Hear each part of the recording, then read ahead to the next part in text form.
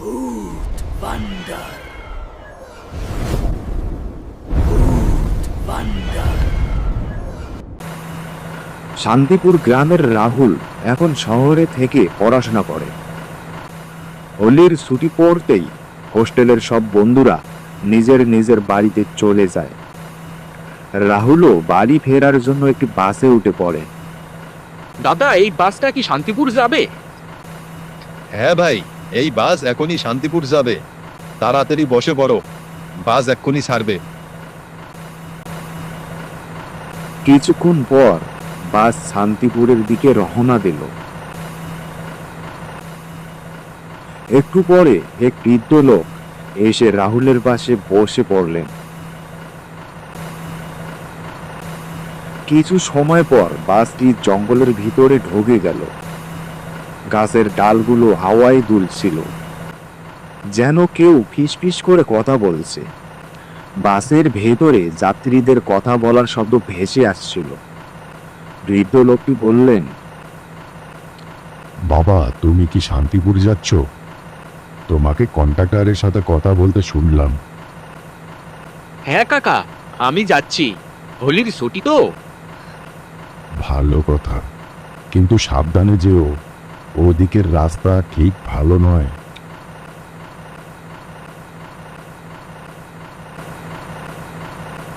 হঠাৎ driver bus থামিয়ে রাহুলকে সেখানেই নামিয়ে দিল। তারপর বাসটা চলে গেল সামনে। এখন রাহুল একা রাস্তার ধারে একটি গাছের নিচে দাঁড়িয়ে আছে। ভয়ে কাঁপছে। চারপাশে একদম নিস্তবতা। গাছের ছায়াগুলো অদ্ভুতভাবে নড়ছে। ঠান্ডা হাওয়ায় শরীর শিউরে উঠছে। মনে হচ্ছে কেউ যেন তাকে দেখছে। রাহুল ভাবল, এই জায়গাটা ভালো লাগছে না। আমি কোথায় এসে পড়লাম? চারিদিকে জঙ্গল, এখানে দাঁড়িয়ে থাকাও যাবে না। ধীরে ধীরে হেঁটেই এগোতে হবে। অন্ধকার রাতে ভয়ে ভয়ে এসে গ্রামের দিকে হাঁটতে লাগলো। হঠাৎ দূর থেকে যেন ফিসফিস শব্দ শোনা গেল। রাহুলের বুক ধড়ফড় করতে লাগলো। সে পিছনে তাকালো, কিন্তু কেউ নেই, শুধু অন্ধকার আর হাওয়ার শব্দ। ঠিক তখনই জঙ্গলের ভেতর দূরে একটি হালকা আলো দেখা গেল। একটা সাইকেল ধীরে ধীরে তার দিকে আসছে। সাইকেলটা কাছে আসতেই একটা ছেলেকে দেখা গেল। ছেলেটার মুখ খুব ফ্যাকাশে, ঠান্ডা ঠান্ডা লাগছে। চোখ দুটো একদম চুপচাপ, যেন কোনো কথা নেই। ছেলেটা সাইকেল থামিয়ে বলল, কি হয়েছে ভাই? এই জঙ্গলে একা দাঁড়িয়ে আসো কেন? ভয় লাগছে নাকি? হ্যাঁ, আমার গ্রাম শান্তিপুর। এখান থেকে 6 কিলোমিটার দূরে। বাস আমাকে এখানে নামিয়ে দিয়েছে। দয়া করে একটু সাহায্য করুন। ছেলেটা বলল। ঠিক আছে, পিছনে বসে পড়ো, তোমাকে গ্রাম পর্যন্ত পৌঁছে দেব। রাহুলের একটু অদ্ভুত লাগছিল, তবু উপায় না থাকায় সে সাইকেলের পিছনে বসে পড়ল। সাইকেল চলতে শুরু করলো। জঙ্গলের ঠান্ডা বাতাস তাদের মুখে লাগছিল। সাইকেলের কর্মর শব্দ জঙ্গলের নীরবতা ভেঙে দিচ্ছিল। কিছুক্ষণ পর তারা গ্রামে পৌঁছে গেল। রাহুল খুশি হয়ে বলল, ওহ, গ্রাম এসে গেছে। দাদা, আপনাকে অনেক ধন্যবাদ। আপনি না থাকলে আমি কিভাবে যে বাড়ি আসতাম। ধন্যবাদের কিছু নেই, তুমি আমার মতোই ভাবো, তাই সাহায্য করলাম। শুধু মনে রেখো, কখনো আমার সাহায্য লাগলে তুমিও আমাকে সাহায্য করবে, তাহলে হিসাব বরাবর। দাদা, আমার বাড়িতে চলুন না, আপনাকে চা খাওয়াই। এত সাহায্য করছেন। না ভাই, আমি চা খাই না, আমাকে যেতে হবে। এ কথা বলে সে সাইকেল ঘুরিয়ে অন্ধকারে মিলিয়ে গেল। ছেলেটার শেষ হাসিটা রাহুলের খুব অদ্ভুত লাগলো, যেন সেই হাসির মধ্যে অনেক রাতের রহস্য লুকিয়ে আছে। রাহুল বাড়ির দিকে এগিয়ে গিয়ে দরজায় নক করলো। বাবা দরজা খুলুন, আমি এসেছি, আমি রাহুল। দরজা খুলে তার বাবা বাইরে এলেন। তার চোখে একসাথে ভয় আর চিন্তা। বাবা রাহুল, এত রাতে কোথায় ছিলি? আমরা তো খুব ভয় পেয়ে গিয়েছিলাম। বাস নষ্ট হয়ে গিয়েছিল, জঙ্গলে আটকে পড়েছিলাম, কোনোভাবে বাড়ি পৌঁছেছি, খুব ক্লান্ত লাগছে। বাবা একটু চুপ করে থেকে বললেন, তুই আমাদের গ্রামের ব্যাপারে কিছু জানিস না রাহুল। এখানে কিছু অদ্ভুত ঘটনা ঘটছে, সবাই খুব ভয় পেয়েছে। যাক, এখন এসব থাক, তুই একটু বিশ্রাম কর, খুব ক্লান্ত হয়ে পড়েছিস। পরের দিন সকালে রাহুল তার বাবার সঙ্গে ভুট্টার ক্ষেতের কাছে আসে। বাবা বললেন, দেখো বাবা রাহুল, এই বছর আমাদের ভুট্টা খুব ভালো হয়েছে। তোর তো হোলির ছুটি 6 দিনের, তাই না? এই 6 দিন তুই এখানেই থাকবি আর ক্ষেতের দেখাশোনা করবি। বাহ বাবা, দারুণ কাজ দিয়েছো। হোস্টেলে থাকতে থাকতে আমিও বিরক্ত হয়ে গিয়েছিলাম। ঠিক আছে বাবা, আমাকে শহরে গিয়ে কিছু ওষুধ আনতে হবে। আমি এখনই যাচ্ছি, সন্ধ্যার আগেই ফিরে আসব। আর হ্যাঁ, তুইও যেন সন্ধ্যার আগে বাড়ি ফিরে আসিস, রাতে দেখা হবে।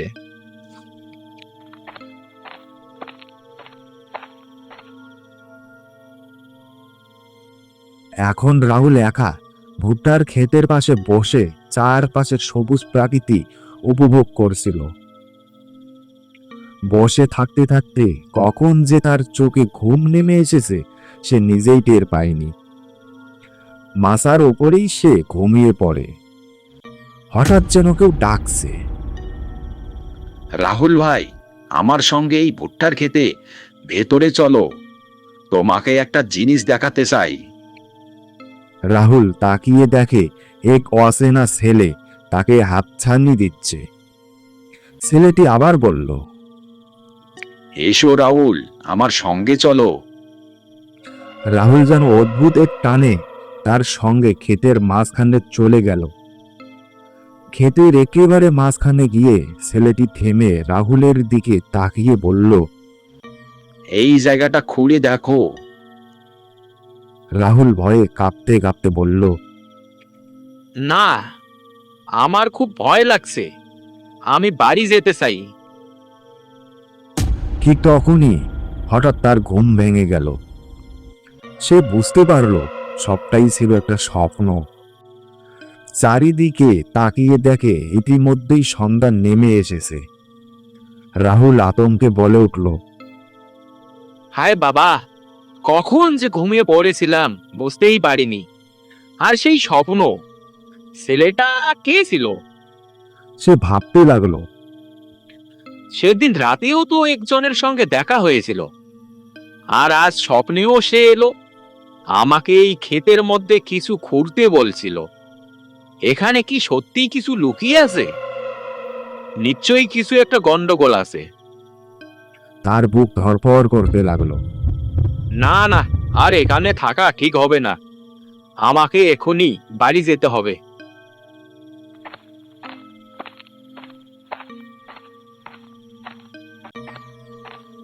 অন্ধকার পথ ধরে হাঁটতে হাঁটতে সে ফিসফিস করে বলল, হে ভগবান, আমার সঙ্গে এসব কি হচ্ছে? রাস্তা এত ভয়ঙ্কর লাগছে কেন? আমাকে তাড়াতাড়ি বাড়ি পৌঁছাতে হবে। রাহুল ভয়ে প্রায় কাঁপছিল। কিছুতেই বুঝতে পারছিল না সেই লোকটা কে, যে সেদিন তাকে লিফট দিয়েছিল আর আজ আবার স্বপ্নেও দেখা দিল। ঠিক তখনই পিছন থেকে আবার শোনা গেল টিন টিন। একটা সাইকেল তার দিকে এগিয়ে আসছে। লোকটি বলল, কি রাহুল ভাই, এত ভয় পাচ্ছ কেন? ওঠো, তোমাকে বাড়ি পৌঁছে দেই। রাহুল অবাক হয়ে বলল, আরে, আপনি আবার এলেন? আপনি কে? আমি তো কখনো আমার নাম বলিনি। তাহলে আপনি আমার নাম জানলেন কিভাবে? আপনার নাম কি? লোকটি হালকা হেসে বলল, আমার নাম জেনে কি করবে রাহুল ভাই? রাহুল ধীর গলায় বলল, না, আমাকে সত্যিটা জানতে হবে। সেদিন হঠাৎ দেখা হওয়া, বাস নষ্ট হয়ে যাওয়া, আর স্বপ্নে আসা, আর সেই গর্ত খুঁড়তে বলা, এগুলো কোনো সাধারণ ঘটনা নয়। আমাকে সত্যিটা জানতে হবে। মাধব, মাধবী আমার নাম। আর যে মাঠের মাঝখানে গর্তটা আছে সেটি এক ভীষণ বড় রহস্য, যেটা তোমাকেই সমাধান করতে হবে। এত কথা বলার পর সেই ছেলেটি রাহুলকে নিয়ে তার বাড়ির কাছে এসে দাঁড়ালো। রাহুল তাকে ভেতরে আসতে বলল, কিন্তু মাধব আবারও না করে দিল। রাহুল দরজার কাছে এসে পিছনে ফিরে তাকালো। মাধব আর কিছু না বলেই অন্ধকারের মধ্যে মিলিয়ে গেছে। অদ্ভুত মানুষ, যেমন হঠাৎ এসেছিল তেমনি হঠাৎ অদৃশ্য হয়ে গেল। কিন্তু এই সব দৃশ্য ঘরের ভেতর থেকে জানালার আড়াল দিয়ে রাহুলের বাবা দেখছিলেন। তিনি ভয় পেতে শুরু করলেন। শেষ পর্যন্ত সেই ছেলেটা কে ছিল? রাহুলের বাবা কিছুই দেখতে পাননি। তার চোখে সেখানে কোনো মানুষই ছিল না। রাহুল বাবা, তুই বাইরে কার সঙ্গে কথা বলছিলি? সেখানে তো কোনো মানুষই ছিল না। তাহলে কার সঙ্গে কথা বলছিলি? বল, কে ছিল? বাবা, সে একজন সাইকেলওয়ালা। আপনাকে সেদিন বলতে ভুলে গিয়েছিলাম। যেদিন আমি হোস্টেল থেকে গ্রামে ফিরছিলাম, গভীর রাতে বাস আমাকে রাস্তায় নামিয়ে দিয়েছিল। তখন এই মাধব আমাকে তার সাইকেলে করে বাড়ি পৌঁছে দিয়েছিল। আর আজ যখন আমি মাঠ থেকে বাড়ি ফিরছিলাম, তখনও সেই আমাকে বাড়ি পর্যন্ত পৌঁছে দিয়েছে। আমি তার সঙ্গেই কথা বলছিলাম। কিন্তু বাবা, কিছু তো অদ্ভুত লাগছে। কোন মাধব? তাকে তুই কোথায় পেয়েছিলি? বাবার মুখে ভয়ের ছাপ স্পষ্ট। বাবাকে এমন অবস্থায় দেখে রাহুল পুরো ঘটনাটা খুলে বলল। রাহুলের সব কথা শুনে বাবা ভয়ে কাঁপতে লাগলেন। আরে বোকা, ওই সাইকেলওয়ালা মাধব আর এই পৃথিবীতে নেই। 5 বছর হয়ে গেছে গ্রামের বাইরে রাস্তার ধারে এক নিম গাছে সে গলায় দড়ি দিয়ে আত্মহত্যা করেছিল। তারপর থেকেই নাকি তার আত্মা এই গ্রামের আশেপাশে ঘুরে বেড়ায়। এ আপনি কি বলছেন বাবা? মাধব মারা গেছে? আর একটা কথা, আমাদের ভুট্টার ক্ষেতের মাঝখানে কিছু একটা আছে। সে কি তোকে সেখানে যেতে বলেছিল? হ্যাঁ বাবা, আমাকে আবার গর্ত খুঁড়তে বলছে। সব কথা শুনে রাহুলের বাবা ভীষণ ভয় পেয়ে গেলেন। সেই দিনের ঘটনার পর থেকেই তিনি সিদ্ধান্ত নিলেন রাহুলকে আবার গ্রাম থেকে হোস্টেলে পাঠিয়ে দেবেন। ছুটির এখনো কয়েকদিন বাকি ছিল, তবুও জোর করেই তিনি রাহুলকে হোস্টেলে পাঠাতে লাগলেন। আজ আবার ব্যাগ কাঁধে নিয়ে রাস্তার ধারে বাসের অপেক্ষায় দাঁড়িয়ে আছে। হঠাৎ পিছন থেকে সাইকেলের বেলের শব্দ ভেসে এলো। রাহুলের অবস্থা তখন খুবই খারাপ। মনে হচ্ছিল যেন শরীরের রক্ত শুকিয়ে গেছে। সাইকেলওয়ালা মাধব আবার তার সামনে এসে থামলো। তুমি আমাকে ছেড়ে যেতে পারো না রাহুল। আমি তোমাকে সাহায্য করেছি, এখন তোমাকেও আমাকে সাহায্য করতে হবে। আমার বাবা যা বলেছেন সেটা কি সত্যি? আপনি মারা গেছেন? আমি সত্যিটা জানতে চাই, তোমার সঙ্গে কি হয়েছিল? শোনো তাহলে, এটা সেই সময়ের কথা যখন আমি জমিদার মহেশের কাছে কাজ করতাম। জমিদার ছিল ভীষণ লোভী। লোভের বশে একদিন সে মন্দিরের সোনা রূপা আর দানপতি চুরি করে নিল। আরে বাহ, এত সোনার উপর টাকা এখন সবই আমার। শোনো মাধব, একটা গর্ত করো আর এইসব জিনিস সেখানে লুকিয়ে রাখো। যখন ব্যাপারটা ঠান্ডা হয়ে যাবে তখন আমি এগুলো তুলে নেব। মাধব গর্ত খুঁড়তে লাগলো। তারপর সব ধন রত্ন সেই গর্তে রেখে মাটি দিয়ে ঢেকে দিল, যেন কেউ কোনোদিন খুঁজে না পায়। তাহলে তুমি সেই ধন মাটির নিচে পুঁতে দিয়েছিলে, তারপর কি হলো? হ্যাঁ রাহুল, সে আমাকে বাধ্য করেছিল মাঠের ধারে জমিতে তিজোরিটা পুঁতে রাখতে। এই কথা শুধু আমি আর জমিদারই জানতাম, কিন্তু আমি ছিলাম সৎ মানুষ। ভাবলাম এই টাকা মানুষের কল্যাণে লাগা উচিত। সেই রাতেই জমিদার চলে যাওয়ার পর আমি চুপি চুপি ফিরে এলাম এবং তিজোরিটা তুলে অন্য এক গোপন জায়গায় নিয়ে গেলাম। তোমাদের মাঠে লুকিয়ে রেখেছিলাম। আমার ইচ্ছে ছিল 2 দিন পরে সবার সামনে সত্যিটা আনবো। তাহলে তুমি কাউকে বলনি কেন? বলার সুযোগই পাইনি রাহুল। সেই রাতেই যখন আমি সাইকেল চালিয়ে বাড়ি ফিরছিলাম, জমিদার পিছন থেকে লাঠি দিয়ে আঘাত করলো। সাইকেল থেকে পড়ে আমার মৃত্যু হয়। পরে আমার মৃতদেহ গাছে ঝুলিয়ে আত্মহত্যা বলে চালিয়ে দেয়। গ্রামবাসীদের বিশ্বাস করিয়ে দেয় যে আমি চোর ছিলাম এবং ভয়ে নিজেই প্রাণ দিয়েছি। হে ভগবান, কি ভয়ঙ্কর ষড়যন্ত্র ছিল এটা!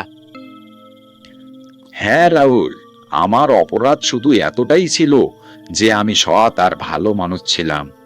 এখন আমার আত্মা তখনই মুক্তি পাবে যখন তুমি সবার সামনে সত্যিটা তুলে ধরবে। মাধবের কথা শুনে রাহুল নিজের বাড়িতে ফিরে আসে। বাড়ি এসে সে তার বাবার সামনে মাধবের পুরো গল্পটি বলে। বাবাও রাহুলের পাশে দাঁড়ান এবং পরের দিন গ্রামের চৌপালে একটি সভা ডাকা হয়। সন্ধ্যা নামতেই গ্রামের সব মানুষ চৌপালে জড়ো হয়। জমিদারও সেখানে উপস্থিত ছিল। রাহুল গ্রাম প্রধান হরিদাসের সামনে পুরো ঘটনাটি খুলে বলে। রাহুল, তুমি বলছো যে জমিদার মন্দিরের তিজোরি চুরি করেছে এবং মাধবকে হত্যা করেছে। তোমার কাছে কি কোনো প্রমাণ আছে? হ্যাঁ প্রধানজি, প্রমাণ আছে। সেই তিজোরির গোপন জায়গা শুধু মাধব আর জমিদারই জানতো, কিন্তু মাধব দাদা মারা যাওয়ার আগে সেটিকে অন্য জায়গায় লুকিয়ে রেখেছিল। আজ সেই তিজোরি আমি সবার সামনে হাজির করব। সব মিথ্যে। এই মাধবকে আমার বাড়িতে রেখেছিলাম, তাকে আমিই মানুষ করেছি, আর এই ছেলেটা এখন আমাকে বদনাম করছে। লোভী মানুষ, তুমি এক দরিদ্র সৎ মানুষকে হত্যা করে ভালো করোনি। গ্রামবাসীরা আমার সঙ্গে চলো। রাহুল গ্রামের কয়েকজনকে নিয়ে ভুট্টার খেতে পৌঁছালো। সে মাটি খুঁড়তে শুরু করলো। কিছুক্ষণ পর মাটির নিচ থেকে একটি তিজোরি বের করলো। এটাই সেই তিজোরি যা আগে চুরি হয়েছিল। দেখো গ্রামবাসীরা, এটাই প্রমাণ। এই ছেলেটা মিথ্যে বলছে, সবই এর চালাকি। চুপ করো জমিদার, আমি এই গ্রামের প্রধান। এই ছেলেটা তো বহু বছর ধরে শহরে পড়াশোনা করছে। সে তো কালকেই গ্রামে এসেছে। এটা তার চাল হতে পারে না। আর এই তিজোরিতে যে তালা লাগানো আছে সেটা তোমারই। আমি ভালো করেই চিনি, তোমার কাছেই দেখেছি। তারপর আর কি, গ্রামবাসীরা জমিদারকে ভালো করেই শুনিয়ে দিল। গ্রামবাসীরা কড়াভাবে জিজ্ঞাসাবাদ করতে লাগলো। গ্রামবাসীদের আক্রোশ দেখে জমিদার বলল, হ্যাঁ, আমি মন্দির থেকে এসব চুরি করেছি। হ্যাঁ, আমি করেছি। লোভে অন্ধ হয়ে গিয়েছিলাম। আমার স্বপ্ন ছিল তিজোরি, আর মাধব ছিল আমার পথের কাঁটা। তাই আমি তাকে মেরে ফেলেছিলাম। এখন সবকিছু সবার সামনে প্রকাশ পেয়ে গেল। প্রধান দেরি না করে পুলিশকে ডাকলেন এবং সেই লোভী জমিদারকে পুলিশের হাতে তুলে দিলেন। বাবা, আমাকে এখন হোস্টেলে যেতে হবে। রাহুল বাবা, তুই আজ যা করেছিস তা কেউ করতে পারতো না। তুই এক আত্মাকে ন্যায় বিচার দিয়েছিস। মাধব যেখানেই থাকুক, আজ হয়তো সে খুব খুশি হয়েছে। রাহুল তার জিনিসপত্র নিয়ে আবার বাস স্ট্যান্ডে এলো। এখন স্কুলের ছুটিও শেষ হয়ে গেছে। বাস আসার আগে সাইকেলের ঘন্টা বেজে উঠল। রাহুল দেখল মাধব তার সামনে এসে দাঁড়িয়েছে। এখন আমি যাচ্ছি বন্ধু। আমি প্রার্থনা করব যেন তুমি সব সময় ভালো থাকো। মাধব দাদা, চলে যাবেন না। আপনি আমার বন্ধু ছিলেন, আমার ভাইয়ের মতো। বন্ধুত্ব কখনো শেষ হয় না রাহুল ভাই। আমি আবার ফিরবো আমার ভাই, তোমার জন্য আবার আসবো। ধীরে ধীরে মাধবের আত্মা রাতের অন্ধকারে মিলিয়ে গেল। সেখানে এক ঠান্ডা হাওয়ার ঝাপটা এলো, আর মাধব অদৃশ্য হয়ে গেল। কিছুক্ষণ পর বাস এলো। রাহুল বাসে উঠে বসলো। বাসে বসে বসে সে শুধু মাধবকেই মনে করছিল। গ্রামবাসীরা তিজোরির টাকা মন্দির এবং গ্রামের কল্যাণে ব্যবহার করলো। তো বন্ধুরা, এটাই ছিল আজকের গল্প। ভিডিওটা কেমন লাগলো নিচে কমেন্ট বক্সে অবশ্যই জানাবেন, আর চ্যানেলটি সাবস্ক্রাইব করতে ভুলবেন না।